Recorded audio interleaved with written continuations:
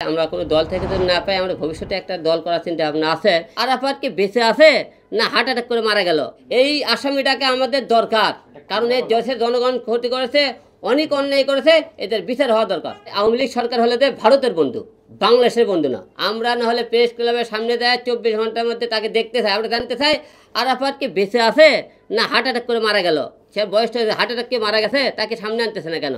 মারাদুন না থাকে তার দেশে থাকলে তা আপনারা জানান যে আমাদের এখানে আছে, তাকে গ্রেপ্তার করা হয়নি, গ্রেপ্তার করা হবে, কিছু উপায় আপনার সামনে প্রেজেন্ট করা হবে। না হলে সে দেশ ছেড়ে পালিয়ে গেছে নাকি, আপনারা তাকে পালিয়ে দেওয়ার সহযোগিতা করছে কি না, এই বিষয়টা আমরা ক্লিয়ার জনগণ জানতে চাই। কারণ এই আসামিটাকে আমাদের দরকার, কারণ এই দেশের জনগণ ক্ষতি করেছে, অনেক অন্যায় করেছে, এদের বিচার হওয়া দরকার।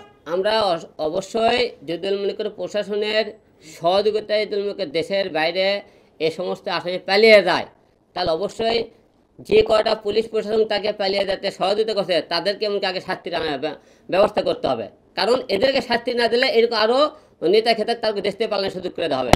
তাই এদেরকে শাস্তি দিতে হবে। এবং আমাদের বর্তমানে যে ছাত্ররা এবং যারা সরকারের দায়িত্ব আছেন সবাইকে অনুরোধ করব, এদেরকে যাতে পালিয়ে যেতে না দেওয়া হয়। আর এরা কোথায় আছে দ্রুত আপনি এদেরকে বিচারের ব্যবস্থা করুন, কারণ এদের বিচার জনগণ দেখতে চায়।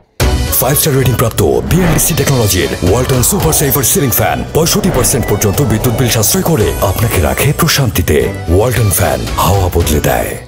এদের বিচার যতক্ষণ মতো দেশে না হবে, ততক্ষণ মতো দেশের শান্তি শৃঙ্খলা ফিরে আসবে না।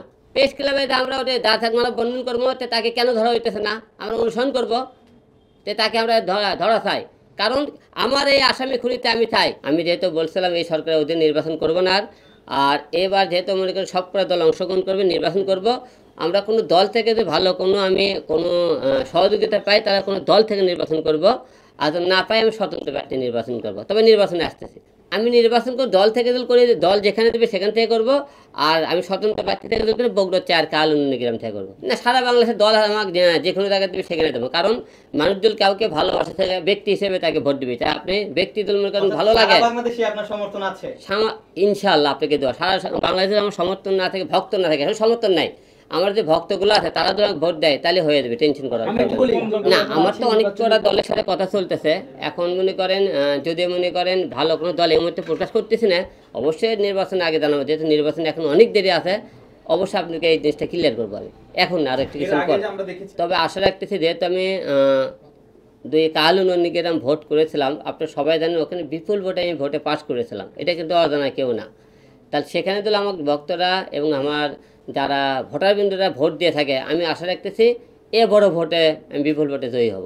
এইটা আপনাকে তো অনেকের ভুল ধারণা হতে, বিএনপি কোনো জায়গায় থাকলে যে আমাকে ভোট দিবে না, তে বিএনপি হয়তো এমন একজন প্রার্থী দিল সেই প্রার্থী আমাদের ভোটারের পছন্দ না, তখন কী করবেন? ব্যক্তি যদি পছন্দ না হয়, মানুষ ভোট দেয় ব্যক্তিক দেখে। মার্কা কিন্তু এটা অনেকে বলে মার্কাই বলে সবচেয়ে ইম্পর্টেন্ট, এটা ভুল। ব্যক্তি দিল ভালো নাই, আপনি মার্কা দিয়ে কোনো কাজ হবে না। আপনি এমন একটা ব্যক্তি দিলে ওই জায়গাটা সেই ব্যক্তি আমার ভোটারদের পছন্দ না, তখন কি করবেন?